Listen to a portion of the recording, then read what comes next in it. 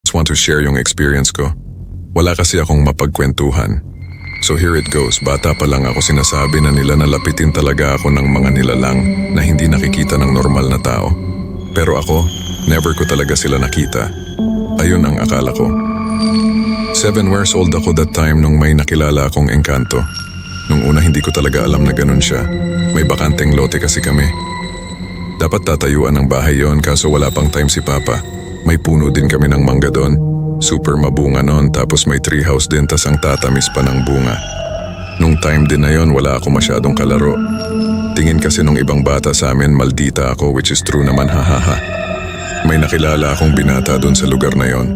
Wala akong ibang alam tungkol sa kanya basta kalaro ko siya. Araw-araw kaming naglalaro doon, mapa-Barbie man yan o cars, pati bahay-bahayan na laro namin. One time noon, nag-away kami. Kasi ang sama lagi ng tingin niya sa mga magulang ko. One time noon, sinundo ako ni Mama. Kinabahan siya nung nakita niya akong tawa ng tawa mag-isa. Tapos kung titignan mo talaga, parang may kasama ako kaso wala siyang nakikita. So nung nasa bahay na ako, nagpakwento siya kung sino daw ang kalaro ko lagi. Sinabi ko na si Jose, yung binata sa bakanteng lote. So dinescribe ko si Jose. Matangkad sa akin, brownish yung mata, moreno, tapos ang ganda ng ngiti.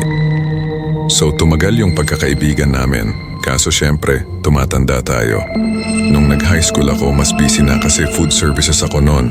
Uso pa kasi sa amin noon yung electives parang courses sa college. So syempre sobrang busy tapos nagdadalaga na. Wala nang time maglaro. Isang beses noon umuwi ako ng mag-isa sa bahay.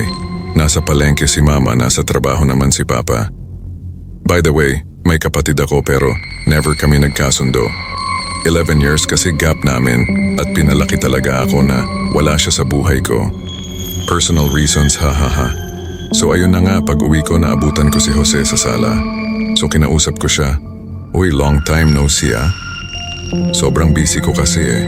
Tsaka di na kasi ako naglalaro eh. Dalaga na ako. Pagtapos nun, parang nagalit siya at umalis sa bahay namin. So ako di ko pinansin. Pagtapos ng gabing yon, nilalagnat na ako ng sobrang taas.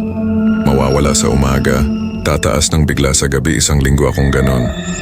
So yung mga magulang ko nagtaka na. Pinaalbularyo ako, kilala ko naman kasi yung albularyo. Hinilot muna ako tapos tinawas. Yung ilalagay yung plato sa taas ng apoy ng kandila. Inikot-ikot niya doon. Maya-maya nag-form ng parang lalaki daw. Parang binata daw. Tapos tinanong niya ako kung may nabato ba daw ako nanuno sa punso o kaya nasaktan na engkanto. Naisip ko si Jose pero alam ko na tao siya. Pero biglang nabanggit ng mama ko na before may kalaro ako sa bakanteng lote. So ang ginawa nila, pinuntahan nila yung bakanteng lote. Sinigawan nila, "Hoy, kung sino ka man nakampon ng kadiliman, lubayan mo ang batang ito. Hindi siya sasama sa iyo. Tigilan mo na siya, kawawa na siya." Nakita ko si Jose doon sa may mangga, pero sila Mama hindi nila nakikita, so kinausap ko na lang. "Jose, galit ka ba sa akin? Sorry na oh, bati na tayo. Kawawa na ako eh." Pero yung mata niya ay parang galit na galit. Nagulat na lang ako nung ngumiti siya. Lumapit siya sa akin parang bubulong. Iba yung ngiti niya that time.